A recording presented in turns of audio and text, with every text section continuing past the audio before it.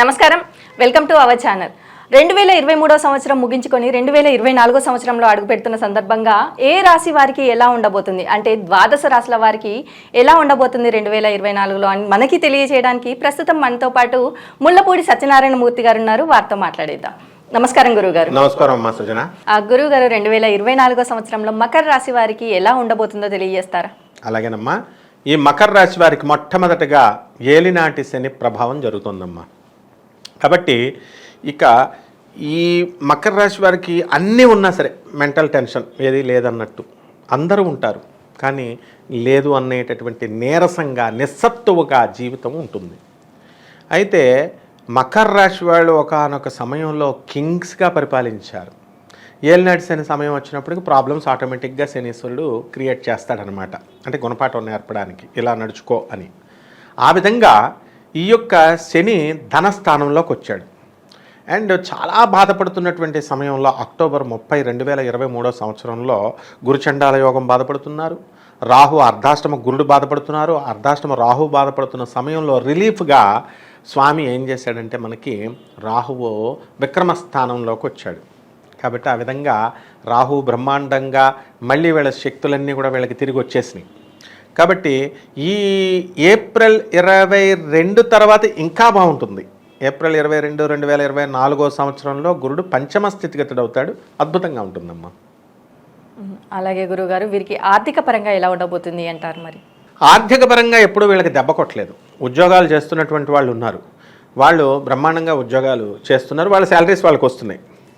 And ఇల్లు లేనటువంటి వాళ్ళు ఈ ఉద్యోగం చేస్తున్న తక్కువ జతగాళ్లే వీళ్ళు ఇల్లు కొనుక్కున్నారు ఏలినాటి జరుగుతున్న టైంలోనే. కాబట్టి ఆర్థిక పరంగా ఏ విధమైనటువంటి ప్రభావం ఉండదు. ఇక కోటాను కోట్లు పెట్టి వ్యాపారాలు చేస్తారు చూసా, ఒక 5 కోట్లు 10 కోట్లు అలాంటి వాళ్ళకి బ్లాక్ చేసేస్తాడనమాట. అంటే టర్న్ ఓవర్ ఆపుతాడనమాట. ఎక్కడో ఒక అమౌంట్ స్టక్ అయిపోవడము ఇలాంటివి చిన్న చిన్న సంఘటనలు జరుగుతాయి. ఆ తర్వాత వాళ్ళు ఏప్రిల్ 22, 2024 సంవత్సరం తర్వాత బయటపడిపోతారు. మరి వీరికి వృత్తి వ్యాపార ఉద్యోగ పరంగా ఎలా ఉండబోతుంది అంటారు? బ్రహ్మాండంగా ఉంటుంది. ఏప్రిల్ 22, 2023 సంవత్సరంలో తర్వాత ఫుల్ ఫ్లెడ్జెడ్గా వెళతారు. మళ్ళీ వాళ్ళ సాగా ఆఫ్ సక్సెస్ని వాళ్ళు సాధించుకుంటూ వెళ్తారు, హ్యాట్రిక్స్ కొడుతూ వెళ్తారు. అండ్ బిల్డర్స్గా ఉన్నటువంటి వాళ్ళు, రియల్టర్స్గా ఉన్నటువంటి వాళ్ళు, రాజకీయ రంగంలో ఉన్నటువంటి వాళ్ళు, వాళ్ళకు తనకంటూ ఒక ముద్ర ఉంటుంది. వీళ్ళకి మంచి క్వాలిటీ అందిస్తారు, వీళ్ళు మంచి పరిపాలన చేస్తారని. అయితే ఈ పాపం ఈ ఏలినాటి శని ప్రభావం వల్ల వాళ్ళ అపార్థాల పాలవడం, ఆర్థిక చిక్కుల్లోకి వెళ్ళిపోవడం ఇవన్నీ కూడా జరిగినాయి. ఇవన్నీ కూడా రాహు అక్టోబర్ 30, 2023 తర్వాత కొంచెం రిలీఫ్ వచ్చింది. అండ్ ఫుల్ ఫ్లెడ్జెడ్ రిలీఫ్ అనేటటువంటిది ఏప్రిల్ 22, 2024 సంవత్సరంలో జరుగుతుంది. అయితే వాళ్ళు saga of success and their లెగసీని వాళ్ళు కంటిన్యూ చేసుకుంటూ వాళ్ళు మేము గొప్ప వాళ్ళము అనేటటువంటి మా బ్రాండ్ గొప్పది అని ఆ బ్రాండ్ ఇమేజ్ని మళ్ళీ నిలబెట్టుకుంటారు వాళ్ళు. ఎప్పుడు మళ్ళీ గురుడు వక్రించి 9 అక్టోబర్ 2024 సంవత్సరం తర్వాత మళ్ళీ ఇబ్బందుల పాలవుతారు. అంటే అప్స్ అండ్ డౌన్స్ అనేటటువంటిది లైఫ్లో ఉండాలి compulsory. We have to invite both అనమాట. నాకు సక్సెసే కావాలా, నాకు ఫెయిల్యూర్ వద్దంటే కుదరదు. Failure is the stepping stone of the success. Failure ఉంటేనే సక్సెస్, డార్క్నెస్ ఉంటేనే మనకి లైట్ మర్నాడు, అప్పుడే దాని విలువ తెలుస్తుంది. కాబట్టి మకర రాశి సోదరులంతా కూడా వీళ్ళు బాధపడాల్సినటువంటి అవసరం లేదు. అత్యద్భుతంగా ఉంది వీళ్ళకి. మరి వ్యాపార పరంగా చూసుకున్నట్టయితే ఎలాంటి వ్యాపారాలు ప్రారంభించవచ్చు అంటారు? ఒకవేళ వ్యాపారంలో ఇంతకు ముందే ఉన్నట్టయితే కనుక వీరు ఎలా నడుచుకోవాలి అంటారు?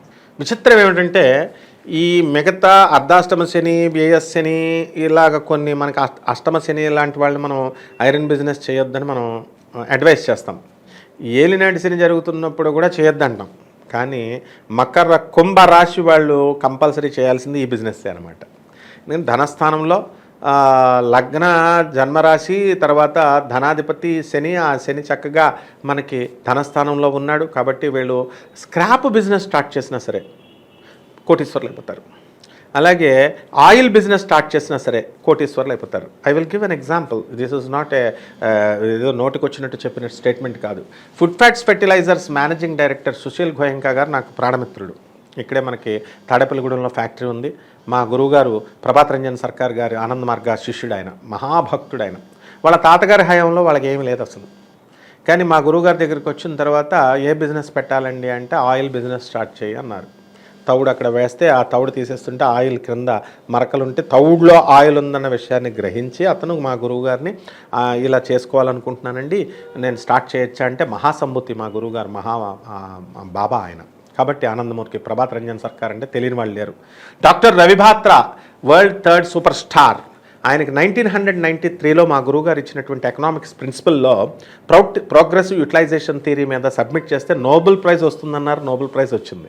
అలాగే ఈయన్ని ఈ ఆయిల్ బిజినెస్ స్టార్ట్ చేసుకో ఎల్నెట్స్ అండ్ టైంలో ఆయన చెప్తే, అంటే జ్యోతిషపరంగా చెప్పలేదు, ఆయన తారక బ్రహ్మ కాబట్టి మామూలుగా చెప్తే ఆయన అపరకోటీశ్వరుడు. ఈ రోజున ఫుడ్ ఫ్యాట్స్ ఫెర్టిలైజర్స్ తాడేపల్లిగూడెంలో ఉంది, సౌత్ ఆఫ్రికా ఘనాలో కూడా ఉంది. ఇప్పుడు ఈ మధ్య కాలంలోనే తుమ్కూరులో చాక్లెట్ ఫ్యాక్టరీ ఒక 500 crores పెట్టి స్టార్ట్ చేశారు. This is an glaring example. So ఏలినాటి శని టైంలో వేగ్గా చెప్పడం కాదు, ఏలినాటి శని టైంలో ఎవరైనా సరే ఎనప బిజినెస్లు స్టార్ట్ చేస్తే వాళ్ళ అపర కుబేరులు అవుతారు, ఇందులో డౌటే లేదు. అందుకని అందరూ ఆయిల్ బిజినెస్లు పెట్టుకోండి, ఎనప బిజినెస్లు పెట్టుకోండి. మరి వ్యవసాయ రంగాల వారికి ఎలా ఉందంటారు?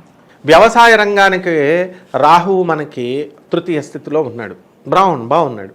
కాబట్టి రైతులు ఆటోమేటిక్గా వీళ్ళు మంచి పంటలు పండిస్తారు. ఇప్పుడు ఒకటమ్మా, మనకి చెప్పేది వినేవాళ్ళు ఉంటే డెఫినెట్గా వాళ్ళు సక్సెస్ వచ్చేస్తుంది, మంచి వాళ్ళు చెప్పింది.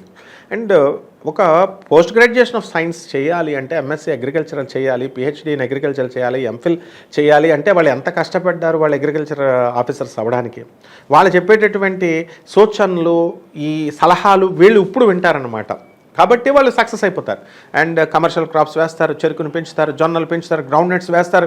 అండ్ నాట్ రొటీన్గా వేసేటటువంటి పంటలకు భిన్నంగా వాళ్ళ యొక్క భూమి యొక్క నైసర్గికమైనటువంటి ఆ తత్వాన్ని బట్టి రేగడమెట్ట, నల్లమెట్ట ఇలాంటివన్నీ చూసి, అల్యూవెల్ సాయిల్ ఇలాంటివన్నీ కూడా చూసి ఆ ఫ్యాక్టర్స్ రీత్యా రైతులు అడాప్ట్ చేయడం జరుగుతుంది. వ్యవసాయ మోడర్న్ టెక్నాలజికల్ మెథడ్స్, దాని నుంచి వాళ్ళకి సక్సెస్ అనేటటువంటిది వస్తుంది. 2 పంటలు అద్భుతమైన లాభాలు గడిస్తారమ్మా రైతులు. మరి ఈ రాశి మకర రాశి వారిలో రాజకీయ రంగాల వారికి ఎలా ఉందంటారు? మకర రాశి వాళ్ళని ఓట్లు మేము వేయకూడదు అనుకుంటూ ఏలినట్స్ అండ్ ప్రభావంలో అపార్థాలు చేసుకుంటారు. వాళ్ళు ఎంత బాగా పరిపాలన చేసినా సరే మేము వేయకూడదు, వీళ్ళు సరిగ్గా చేయట్లేదని అపవాదుల పాలు అవుతారు పాపం రాజకీయ నాయకులు. దానికి వాళ్ళు బాధపడాల్సిన అవసరం లేదు, అది ఏలినట్స్ అనే ఒక ప్రభావం. కానీ విచిత్రం ఏమిటంటే వేయకూడదు అనుకుని తిట్టుకుంటూ వెళ్ళి వీళ్ళకి వేసేస్తారు ఓట్లు జనం. కాబట్టి బ్రహ్మాండంగా ఈ మకర రాశి వాళ్ళ ఏలినట్స్లో మంచి ఎంపీలు, ఎమ్మెల్యేలు, ఇక ఇతర ఎలక్షన్స్లో ఇతర పోస్టులన్నీ కూడా కైవసం చేసుకోవడం జరుగుతుంది. మరి ఈ రాశి వారికి ఆరోగ్యపరంగా ఎలా ఉండబోతుంది అంటారు? మకర రాశి వారికి ఆరోగ్యపరంగా బాగుండదు. ఎందుకంటే మనకి గ్రహాలు ఏంటంటే ఒకటి మంచి చేసినప్పుడు ఒకటి బ్యాడ్ చేస్తాయి. ఆరోగ్యపరంగా ఏలినట్స్ సమయంలో ఎవరు కూడా సూపర్ సక్సెస్ఫుల్ ఎవరు లేరు. అంటే ఆరోగ్య విషయంలో ఆరోగ్యభంగం అయితే ఆర్థికంగా దెబ్బ కొడుతుంది, ఆర్థికంగా బాగుంటే ఆరోగ్యపరంగా దెబ్బ కొడుతుంది. కాబట్టి ఈ యొక్క కోటాను మందికి మనం కామన్ ప్లాట్ఫామ్ మీద చెప్పబడేటటువంటిది ఈ గోచార రీత్యా సంబంధించినటువంటి జాతకాలు. కాబట్టి ఇవి ప్రెడిక్షన్స్ ఈ వ్యక్తిగత జాతకాలను బట్టి మనకి ఈ రోగాలు అనేటటువంటిది అక్యురేట్గా ఎగ్జాక్ట్గా తెలియడం జరుగుతుంది. కానీ ఓవరాల్గా ఈ రాశి వాళ్ళకి ఆరోగ్యాలు బాగుండవు. మరి ఏం సమస్యలు వస్తుందండి అంటే నీరసం, నిస్సత్తువ, డిప్రెషన్, టెన్షన్స్, షుగర్ ఇలాంటి వ్యాధులు వస్తాయి. మరి వీరికి కుటుంబ పరంగా ఎలా ఉండబోతుందంటారు? ఎలాంటి సపోర్ట్ లభించే అవకాశం ఉంది అంటారు? కుటుంబ పరంగా ఎవరు కూడా మనశ్శాంతి ఏముండదు. హ్యాపీయెస్ట్ లైఫ్ అనేది ఎవరికీ ఉండదన్నమాట. ఈవెన్ అపర కోటీశ్వరుడైనటువంటి అంబానీని తీసుకోండి, వేరే వాళ్ళని తీసుకోండి, ఎవరినైనా తీసుకోండి, కానీ మనకి ఏమవుతుందండి అని అంటే మనకి కొట్టుకుంటూనే హ్యాపీగా ఉండడం జరుగుతుంది. అంటే ఏలినట్స్ శనిలో టెన్షన్స్, ఇంట్లో ఏమి రీజన్ ఉండదు, దెబ్బలాట్లు, ఉద్రేకాలు, ఆర్గ్యుమెంట్స్, అనవసరమైన ఆర్గ్యుమెంట్స్. ఆ పిల్లాడు స్కూల్కి వెళ్ళనంటే భార్యాభర్తలు కొట్టుకోవడం, ఆ పిల్లాడు అన్నం తిన్నంటే భార్యాభర్తలు కొట్టుకోవడం, ఈ రకంగా ఉంటుందన్నమాట. ఒక్కడికే మకర రాశి వాడు ఏలినట్స్ అని ప్రభావం వల్ల మనశ్శాంతి లేదంటే ఆ ఇంట్లో ఇద్దరు వైఫ్ది కూడా మకర రాశి అనుకో, ఇంక చెప్పక్కర్లేదు. ఆ పుట్టిన పిల్లల్లో కూడా ఏలినట్స్ అని వాళ్ళు రన్ అయ్యేటటువంటి మకర రాశి వాళ్ళు లేదా కుంభరాశో మీనరాశో ఏలినట్స్ అని ట్రయాడ్ అంటాం. ఈ ఏలినట్స్ అని ట్రయాడ్లో కనుక ఈ వచ్చినటువంటి వాళ్ళకు కూడా మనశ్శాంతి ఉండదు. కాబట్టి they are not happy, but for no reason ఏమి ఉండదు కానీ, but they are not happy. అలాగే మరి విద్యార్థులకు కానీ విదేశాలకు వెళ్ళాలి అనుకునే వారికి కానీ ఎలా ఉండబోతుంది అనేసి అంటారు? విద్యకు సంబంధించి ఈ యొక్క గురుగ్రహం ఏప్రిల్ 22, 2024 సంవత్సరంలో బాగుంటుంది. అండ్ అదే టైంలో ఎగ్జామినేషన్స్ కాబట్టి అద్భుతంగా వీళ్ళు పెర్ఫార్మెన్స్ని ఇస్తారు. అండ్ స్టూడెంట్స్ అందరూ కూడా విశ్వవిద్యాలయాలకి సెలెక్ట్ అయిపోతారు, ఉన్నత విద్యలకు వెళ్తారు, విదేశాలకి వెళ్ళాలనుకునేటటువంటి వాళ్ళందరూ కూడా మరి ఈ యొక్క కేతు భాగ్యస్థితిలో ఉండడం వల్ల ఖచ్చితంగా ఫారిన్ వెళ్ళిపోతారు. అంతేకాదు విద్యార్థులే కాదు, ఈ సాఫ్ట్వేర్ రంగంలో ఉద్యోగాలకు చేస్తున్నటువంటి వాళ్ళు ఫారిన్ అనేది ఒక నాకు డ్రీమ్ అండి, నాకు ఇమేజ్ అండి అంటారు. అక్కడికి వెళ్ళిన తర్వాత వాళ్ళకి తెలుస్తుంది అనమాట. మళ్ళీ సార్ మేము వచ్చేస్తున్నాం అని బ్యార్మన్ వచ్చేటటువంటి వాళ్ళు ఉంటారు, ఏదో కొద్దిగా సంపాదించుకొని. అటువంటి వాళ్ళందరూ కూడా వెల్కమ్ అంటుంది ఫారిన్ కంట్రీ, కాబట్టి వెళ్ళిపోవచ్చు. అది పెద్ద విషయం కాదు, భాగ్యకేతు పంపించేస్తాడు. మరి కోర్టు సమస్యలతో బాధపడుతున్న వారు బయటపడే అవకాశం ఉంది అనేసి అంటారా? కోర్టు సమస్యల్లో బాధపడుతున్నటువంటి వీళ్ళు లాభంలో మనకి ఈ యొక్క కుజుడు వచ్చినప్పుడు మంచిగా వెళ్తాడు. ఒక్క డిసెంబర్ మనకి 7 డిసెంబర్ 2024 సంవత్సరంలో తప్ప అక్కడ కుజుడు వక్రించి మనకి నీచపడతాడు కర్కాటక రాశిలో. అప్పుడు తప్ప ఆ తర్వాత నుంచి తప్ప ఇంతకు ముందు ఉన్నటువంటి సమయమంతా కూడా వీళ్ళు కోర్టు కేసుల్లో గెలవడానికి అవకాశాలు ఉన్నాయమ్మా. మరి అలాగే వివాహ ప్రయత్నాలు చేసేవారు కానీ సంతానం కోసం ప్రయత్నించే వారికి కానీ నిజంగానే అవకాశం ఉంది అనేసి అంటారా? ఖచ్చితంగా ఉన్నాయి. వివాహాలు 31 మార్చ్ 2024 తర్వాత వివాహాలు జరగడానికి అవకాశాలు ఉన్నాయి, ఆ తర్వాత జరగడానికి అవకాశాలు ఉన్నాయి, అంతకు ముందు కూడా జరగడానికి అవకాశాలు ఉన్నాయి. బట్ ఎప్పుడు అనంటే ఒక్క నెలలు మాత్రము, మార్చి నెలలో అంటే ఏప్రిల్ వరకు అనుకో, ఆ తర్వాత మళ్ళీ జరుగుతాయి. అలాగే ఏప్రిల్ 22, 2024 తర్వాత మళ్ళీ బ్రహ్మాండంగా వివాహాలు జరుగుతాయి, సంతానాలు కలుగుతాయి. అండ్ అగైన్ మళ్ళీ స్మాల్ గ్యాప్ అనమాట. గురుడు వక్రించి 9 అక్టోబర్ 2024 తర్వాత నుంచి మళ్ళీ బాగున్నదనమాట కొద్ది రోజులు. కాబట్టి అంటే గురుడు వక్రస్థితిలో ఉన్నప్పుడు శుభ ఫలితాన్ని ఇవ్వడు, ఇంతకు మించి పెద్ద లాజిక్ ఏం లేదు దాంట్లో. కాబట్టి సంతానము కలుగుతుంది, వివాహాలు అవుతాయమ్మా. వీరికి గృహయోగం కానీ వాహన యోగం కానీ ఉందంటారా? ఒకవేళ ఉంటే కనుక ఏ మాసంలో కొనుగోలు చేయొచ్చు అంటారు? అసలు ఏలినాటి శని జరుగుతున్న వాళ్ళకి బ్లైండ్గా మనం ఒకటి చెప్పొచ్చు, ఏ జ్యోతిష్కుడు చెప్పాల్సినటువంటి అవసరం లేదు. ఏలినాటి శనిలో వివాహాలు కానటువంటి వాళ్ళకి వివాహాలు అయిపోతాయి, పిల్లలు లేనటువంటి వాళ్ళకి పిల్లలు అయిపోతాయి, ఇళ్ళు లేనటువంటి వాళ్ళకి ఇళ్ళు ఇచ్చేస్తాడు. ఎందుకనంటే శని కర్మకారకుడు. ఆ కర్మకారకుడు బంధాల్లో ఇరికిస్తాడు. ఒక ఇల్లు ఇచ్చేసి ఒక 50 సంవత్సరాలు ఇంట్లో పడేయాడు అని ఇచ్చేస్తాడు. ఒక భార్యని ఇచ్చేసి ఏమితో you have to live for 30 years or 40 years అని ఇచ్చేస్తాడు. And this fellow has to కొట్టుకుంటూ అయినా సరే వాళ్ళు ఉండాల్సినటువంటి పరిస్థితి. అలాగే సంతానాన్ని ఇచ్చేసి వీళ్ళు 30 సంవత్సరాల పాటు పెంచు అని బాండేజెస్లో ఇరికిచ్చేస్తాడు బంధాల్లో. కాబట్టి వీళ్ళకి ఖచ్చితంగా it is evident that it is obvious that పిల్లలు అనేటటువంటి వాళ్ళు ఖచ్చితంగా పుడతారు సంతానం లేనటువంటి వాళ్ళకి అని మనం చెప్పుకోవచ్చు. వివాహాలు కానటువంటి వాళ్ళకి కూడా వివాహాలు అవుతాయి. అండ్ ఏ టైంలో వీళ్ళకి పుడతారు అని నువ్వు చెప్తున్నావు కాబట్టి మనకి ఏప్రిల్ 22 నుంచి 2024 నుంచి 9 అక్టోబర్ 2024 సంవత్సరం వరకు ఈ మధ్య గ్యాప్లో వీళ్ళకి సంతానం అనేటటువంటిది కలుగుతుందమ్మా. ఆ విధంగా మనం చాలామందిని నేను ఆ కేసులు చూశాను. 10 years 11 years నుంచి పుట్టినటువంటి వాళ్ళకు కూడా ఏ ఐవీఎఫ్లు ఏ ఇన్ఫర్టిలిటీ సెంటర్స్కి వెళ్లకుండా న్యాచురల్గా వాళ్ళకు పుట్టరు అనుకుని ఆశలు వదిలేసిన వాళ్ళకు కూడా పుట్టారు. మరి ఈ మకర రాశి వారిలో ఎటువంటి పరిహారాలు చేసుకోవచ్చు అంటారు? మరి ఈ మకర రాశి వారు ఎటువంటి పరిహారాలు చేసుకోవచ్చు అంటారు? శని ఏలినటి శని జరుగుతుంది కదా, అందుకని శని జపం, శని స్తోత్రాలు. శనికి కిలోంపావు నల్ల నువ్వుల్ని నల్లని వస్త్రాన్ని పేద బ్రాహ్మణులకి ఇచ్చి శనివారం నాడు ఉదయం 8 గంటలకు దానం చేయాలి. అండ్ శనికి నవగ్రహ ప్రదక్షిణాలు చేసుకుంటూ ఉండాలా. శనికి తైలాభిషేకాన్ని మంచి నువ్వుల నూనెతో చక్కగా అభిషేకం చేసుకొని ఆ శనీశ్వరుడికి చేసుకోవాలా. అండ్ శనివారం నాడు శ్రీ ఆంజనేయ స్వామి వారిని కానీ శ్రీ వెంకటేశ్వర స్వామి వారిని కానీ వీళ్ళు ఆరాధించినట్లయితే ఈ విధంగా 19 వారాలు వీళ్ళని ఆరాధించాలా. ఆ 19 వారాల అభిషేకం తైలాభిషేకం చేసుకోవాలా. ఏ మందపల్లి ఎప్పుడు కుదిరితే వెళ్ళాలి, 19 సార్లు వెళ్ళాల్సినటువంటి అవసరం లేదు. వెళ్ళి శనీశ్వరుడి దర్శనం ఇక్కడ మనకి వికారాబాద్ దగ్గర మాందాపురం అని ఉంది. అలాగే మనకి శనీశ్వరుడి గుడి మందపల్లి ఈస్ట్ గోదావరిలో ఉంది.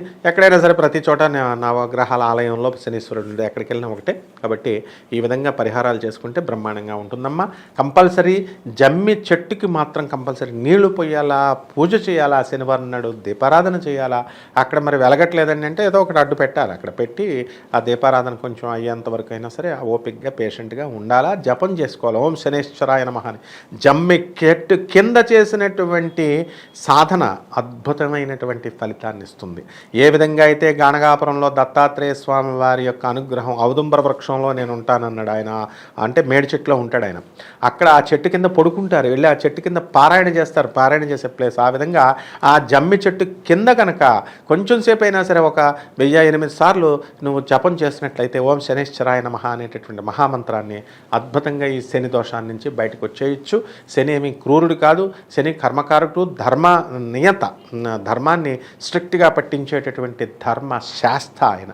కాబట్టి ఈ విధంగా శనీశ్వర దోషం నుంచి బయటకు వచ్చేయచ్చమ్మా.